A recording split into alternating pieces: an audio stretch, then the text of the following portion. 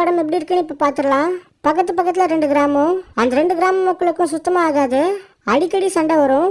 இப்படி சண்டைலாம் இல்லாமல் அந்த 2 கிராம மக்களும் ஒன்றா ஃப்ரெண்ட்ஸாக இருக்கணும்னு காளி வெங்கட் எவ்வளோ முயற்சி செய்கிறாரு. பட் எதுவுமே நடக்கலை.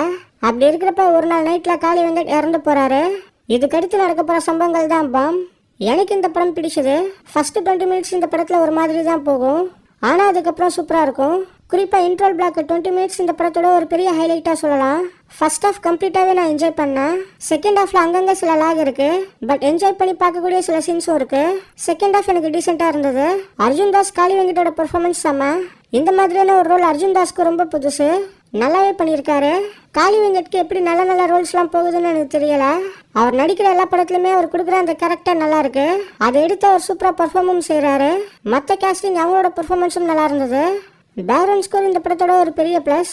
ஆக்சுவலாக இது கொஞ்சம் பார்க்க ஒரு சாமி படம் மாதிரி தான் இருக்கும். அதுக்கேற்ற மாதிரி விண்டேஜ் ஸ்டைலில் ஒரு பேக்ரவுண்ட் ஸ்கோரை இமான் போட்டிருக்காரு. சில நேரங்களில் சில மனிதர்கள் படத்தை எடுத்த விஷால் வெங்கட் தான் இந்த படத்தை எடுத்திருக்காரு.